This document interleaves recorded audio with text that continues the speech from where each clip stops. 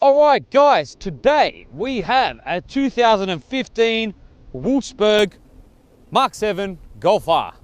And just generally talking about the looks, this is my favorite generation. I love the look of this car.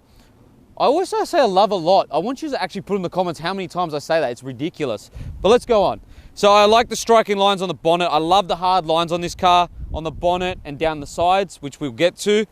I like the general layout of the front bumper. What makes this different to the standard Golf or the Golf GTI is the distinctive Golf R front bumper with your big air intakes through here, which are real, which aren't fake, they're real. And then you've also got your R badge.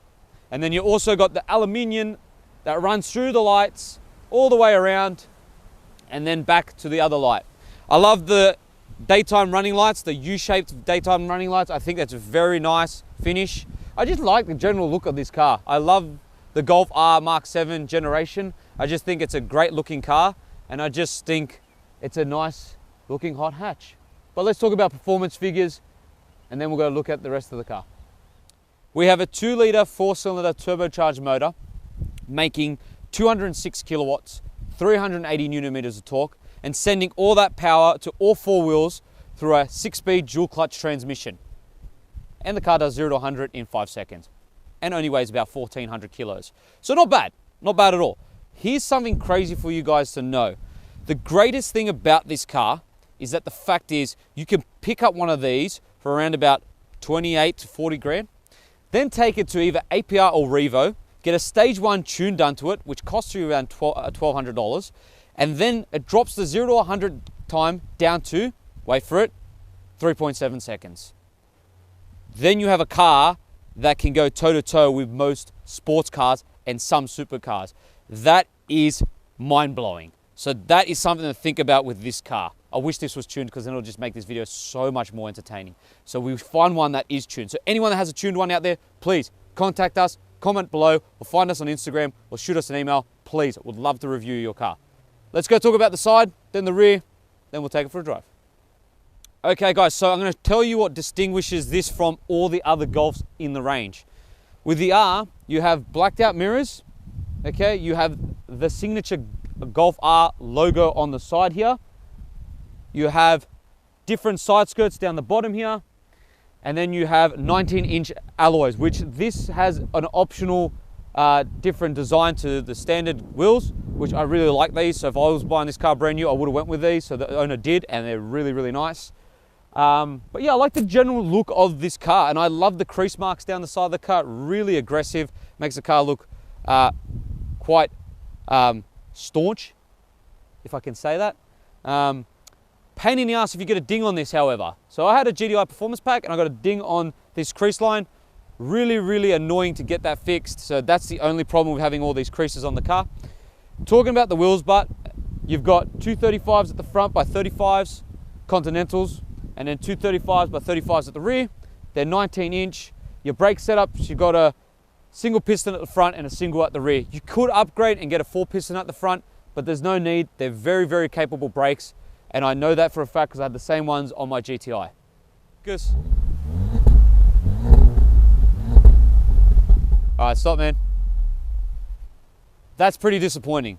You can just feel that the car's trying to really scream, but it's being stopped by all the emissions stopping things in the exhaust, which is really annoying. So if you buy this car, you take out the resonator, you put a high flow cat in, and you'll get a really raw, emotional sound from the exhaust, which sounds insane. So that's what I would do. And I'll go into the tuning aspects of this a bit later. But let's just talk about the just general look of the rear end. I like the spoiler lip at the end here, which looks really good. It's got a gloss black finish leading up to that spoiler, which looks cool. I like the signature Golf rear tail lights, Golf R rear tail lights, which come on the performance pack, but don't come on any other model, just the performance pack and the Golf R, which are really cool. LED rear tail lights. You've also got the Golf R badge on the back and the Wolfsburg badge on the back, because this is the Wolfsburg edition. And then you've got this diffuser, which I think is quite nice. It's got a gloss black finish. It's got like kind of a diffuser. I don't think it really creates any downforce, but it's just a diffuser at the back to make it look a bit more aggressive. And then you have real exhaust tips. They're not fake, which thank God, they actually look really good. So, like I was talking about the performance figures at the front, about the Revo tune, if you do decide to get a tune on this car, you're looking at spending around about $1,200, and it's worth it, and it's worth every cent. You're going from 206 kilowatts, guys, all the way up to 245 to 275, which they claimed on their site. And you've got a 0 to 100 time of 3.7 seconds, as I explained. It's just phenomenal performance for a phenomenal car, right? And then what I would also do is put a cold air intake, 3-inch downpipe, and I'll also take out the resonator. No, actually, I'm not going to say that. No, I wouldn't take that out. No, I'd keep the resonator in. Yeah, I'd keep the resonator in. All right, so we're in the interior. I owned a GTI Mark 7 performance pack of the same generation, and I loved the interior layout of the car. So in this Wolfsburg edition, what makes this different to the normal R is that you got this carbon effect in the seats here. Not the biggest fan. I wish it was finished off in Alcantara, but still very nice, not too bad. And it also has carbon on the gear stick, which just put normal leather. Like, we're not going to be fooled. That is not carbon. It's just leather with the pattern of carbon fiber. You're not fooling anyone, Volkswagen. Just letting you know. But let's just talk about general layout to start with. Awesome. I think this was a very well thought interior by Volkswagen. Everything is driver focused. The dash is slightly turned towards the driver. The seating position is really good. And just the general look of the interior is really nice. It's my favorite interior in any of the Golfs of any generation. The quality is pretty good. So you got soft touch where you expect it to be. Dash, top of the doors, and then get down lower, it's a bit scratchy and plasticky, but you expect that on a car ranged around about 55 to 60 brand new. You could pick up one of these right now between about 28,000 to 40,000 Australian, which is a bargain for what you get, and it's just a great car. You got the middle consoles finished off in this black piano finish, which is not bad, but if you will see when we do close-ups on here, it does get smudged very easily with greasy fingers, which is quite annoying. You're going to have to carry a microfiber cloth around with you. But it's not the worst thing. You've got this slidey door function here, which I like, which is cool, which has your cup holders, which is awesome. And then you can close it to hide them. You got an electronic handbrake, which I don't like. I wish there was an actual handbrake. Physical handbrakes are always better. Then you have your driver modes. You got stop-start function, which I can't stand. I wish all cars didn't have that. It's a pain. I just wish you could have put a function to turn it off completely. Traction control, parking sensors, and then you got a radar detector at the front, which lowers your insurance bracket, which is fantastic. Then, so you don't forget, there is a 4Motion imprinted on the middle console to show you that you have all-wheel drive. Not really, it's front-wheel drive bias, so it's not really all-wheel drive. It is most of the time when it needs to be, but other than that, it is front-wheel drive. Then you have your dual climate control finished off in aluminium. You got heated seats in this car, so that option has been ticked. And then you've got your infotainment, which has Apple CarPlay and Android Auto. Then that is also finished off in aluminium around that. Then you got aluminium around your air vents. And then you come to the middle of the dash the cluster gauge, which you have a little screen, digital dash showing you your navigation, your speed, and everything else. Its surrounds are covered in aluminium. You've got the blue accents to show you that you have a Golf R. That is only on the Golf R models to show that you have a Golf. It is all finished off in blue accents. So blue lights on the side of the door, blue lights down on the door panels at the bottom, and then you also got blue ambient lighting at the front here. The steering wheel, beautiful steering wheel. Love this steering wheel, love the design, flat bottom. You got an R badge on the steering wheel to tell you again, if you forget that you have an R. There's an R on the seat as well. But this general steering wheel is great. Don't like the small paddles, wish there were bigger ones coming stock, but you can buy aftermarket ones. But just general feel of the steering wheel is great. Then you have humongous door bins. So these are wet wipes or wet ones. We don't have a bottle, but general size is a big bottle, and that fits easily in your side door bins. They're finished off in this soft material to stop them from rattling when you're driving. You got door bins under the seats, which can open and close, which are fantastic. And then you got glasses up the top here, which you can put your glasses in the glasses holder. There are so many cubby spaces in this car. It's ridiculous. This car is so practical, and it's just a great car day to day. I just can't fault it in any way of being a great all-round hot hatch. That's pretty much it, guys.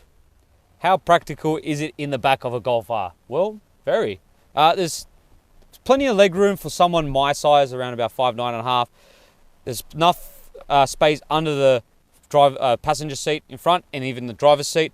However, if your driver is Lucas's height, who's in the front at the moment at 6 foot, as you can see, there is no leg room at all, which is quite disappointing. So if someone's tall sitting in the front, you're gonna be very short for space. But in general, there is enough room for, I'd say 2 people in the back here. I think you'd be squeezing a 3rd person in the middle. So it's not the most practical in that sense, but it's still practical to fit 4 people comfortably in this car. So, 0 to 100 in 5 seconds. 0 to the speed limit in 5 seconds. It's a great car. In all seriousness, this car is very, very rewarding. It's in the corners, the car becomes stiffer in race mode, the steering becomes more direct, and it just becomes a completely different animal.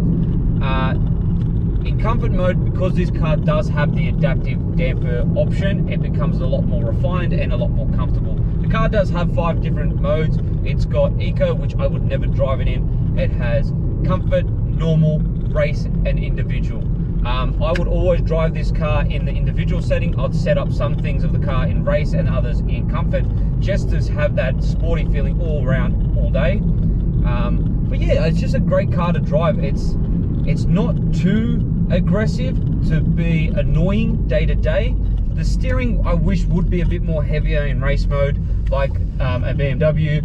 I'm sorry, I know I'm very biased on that, but I just love a heavy steering. It just makes it for a better driving experience and a bit more direct. The steering is heavy, but it isn't as heavy as a Beamer. But it's still very direct and very rewarding. But yeah, the driving experience is very good. Can't really complain about this car. I like the Golfs. I do like the R. I do like this car, and it's just a great car to drive. It's very comfortable, and it's just very rewarding all around. So on that, I'm done. My thoughts on the MK7 Golf R. Well, like I said before, I really, really like this shape. I love the look of it. I had a GTI performance pack. I keep mentioning that. I'm sorry about that, but I just have to, just in reference to this car, because I do like the shape. Yeah, so the car's great, except for the fact that it's got so much potential under the hood to be such a mind-blowingly fast car, but the body doesn't suit it. I know and I understand that the body is supposed to be inconspicuous and is supposed to go under the radar as a car that doesn't look as flamboyant and as aggressive as most hot hatches on the market, but it can blow the doors off most hot hatches, so it should have the looks to support it. A lot of guys do upgrade it. So what they do is they take off this ugly license plate holder, they relocate the license plate, they plastic weld the front end, and then what they do is put an aggressive front lip on the front and on the side, and at the rear they put an aggressive rear diffuser and a spoiler, just to make it a little bit more aggressive, and I highly recommend it because it makes this car a lot more desirable to look at than just looking at a plain Golf. Because the sad thing about this is a lot of people that don't know that this is a Golf R will misinterpret this for a standard Golf, and that's quite sad. That's why I highly recommend you do all those performance upgrades, because it makes it look really cool, and also do the engine as well. The DSG is a bit disappointing as well. It's a bit slow to react when you put your foot down, but can easily be fixed with a DSG tune either by APR or Revo, so it makes that point pretty superfluous. Sorry about the wind, it's really windy and it's just making everything muffled. But yeah, again, highly recommend buying this car. So whoever's thinking about buying a hot hatch right now, go look at one of these, you will not be disappointed. And on that